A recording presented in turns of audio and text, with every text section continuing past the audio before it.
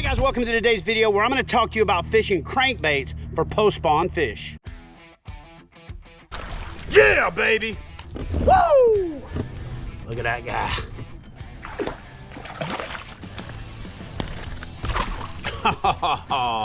Fish on! That's a toad, brother. Golly! Good morning, everybody. So I am back in Florida. Now, the reason I'm back in Florida, even though I've already completed the Catch 22 challenge here, is I needed to come down and do some filming with the folks from Monster Bass Co. So I guess this is officially my announcement that I have partnered with Monster Bass. I'm gonna be doing some tip videos and content together. And so while they're over filming some stuff with Travis from Smallmouth Crush, I decided to try to catch a few fish. So because it's kind of tough right now with the way that the weather's in transition, I figured there'd be some fish under the docks, and I figured the fastest way to confirm that would be to tie on a little Ned rig. And so I got a little Ned rig tickler on, and within the first 3 casts, I've hooked 3 fish. Now, I've literally straightened out the hook on 2 of them, and I just got that one to the side of the boat and almost straightened out the hook on it. So I may need to go to a little bit heavier gauge Ned head here in a minute, but I'm just fishing a little Ned head and a little Ned tickler. In fact, this thing got a little dorked up, so I'm gonna re-rig it real quick. Just a little Ned head and a little Ned tickler, and I find these things are absolutely deadly. And it's probably just a mental thing, because I feel like with the tail on it, at least I'm fishing some type of something instead of just a little French fry. So we're gonna see if we can't catch a few fish on the old Ned tickler. Then I'll be heading over there to hook up with the guys from Monster Bass to do a few tip videos. If you guys haven't checked it out yet, you can head over to their channel and check out my video on the Willow Vibe from Z-Man. That one actually, it's got some good juice in it. So for those of you that have followed me for any period of time, you know I'm not a really big Ned rig person, but if I'm gonna do something, I'm gonna do it right. And so I went ahead and picked up this G Loomis oh wait, there's fish. Dang it. I picked up this G Loomis IMX Pro. It's actually a Ned rig rod. And it does really well. The problem is I still, as a power fisherman, have a tendency to do that, which is to straighten the hook out. So I'm gonna play around with this today, try to get a little bit better at it, get a little more finessey, because if I'm gonna be traveling around the country catching 22 fish in 22 states, there's gonna be situations where I gotta do better than that. And there's gonna be situations where I'm gonna have to downsize, and I'm gonna have to do what it takes to catch fish. So the whole purpose of this series is for me to take you on the road, show you what I do, when I do it, how I do it to catch fish. Both fish when we're fishing for size, and fish when we're just fishing for numbers. And because a lot of times numbers are fun, you know, and if you're in a tournament and you just need to get fish, then numbers are good. If you're fishing for fun, you want to get a kid fired up about fishing, numbers are fun. If you're having some struggles and you need to get your confidence back, numbers are fun. So we're gonna do some numbers things like I'm doing right now.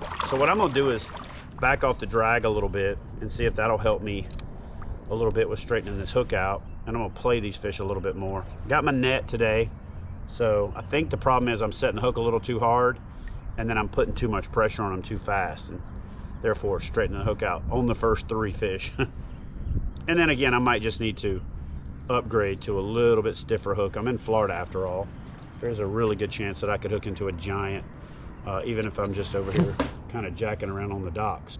Oh, one thing I did want to say is that for those of you that have jumped in and signed up for the Catch 22 challenge, much appreciation.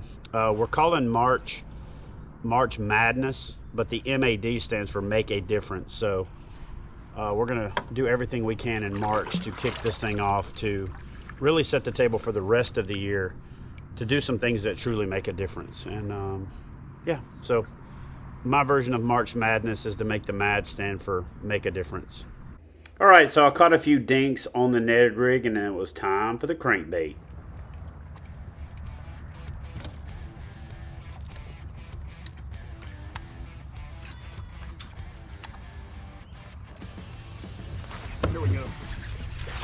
Yeah. God, this is a good fish right here. This is a good fish.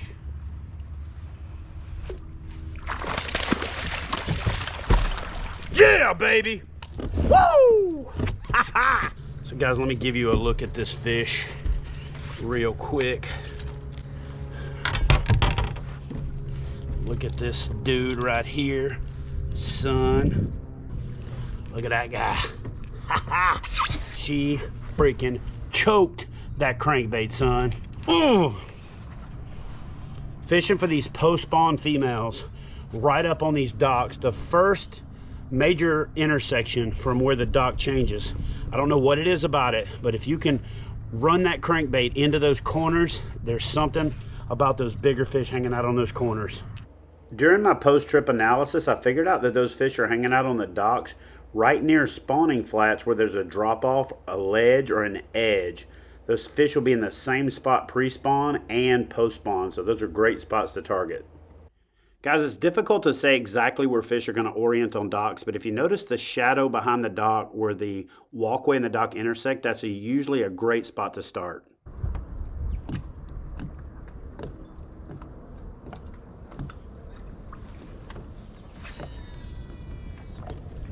All right, so I moved locations and you'll notice that there's lily pads. So obviously when I got there, I started by dragging a plastic through there. I started throwing a topwater frog, tried a few different presentations, but what attracted me to this little pocket is there's a lone dock over on the other side. So because of that lone dock, I was gonna work my way over there and ultimately hit that dock and that shoreline that had the harder bottom with the crankbait to further demonstrate how effective a crankbait is. So as I start to move over there, I noticed that there's some bait fish cruising the outside bank. So I make a few more casts, work my way into a position, and then throw back into this pocket that looks like a spot where fish will stage after they spawn.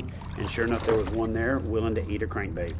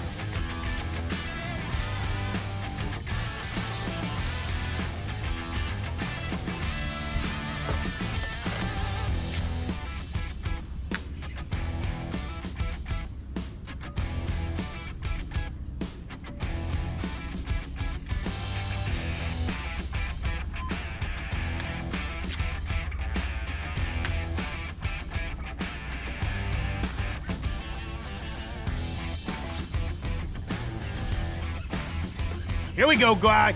Yeah! Got it.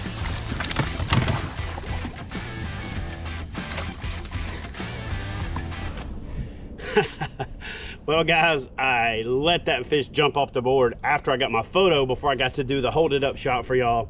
It was 17.5 inches.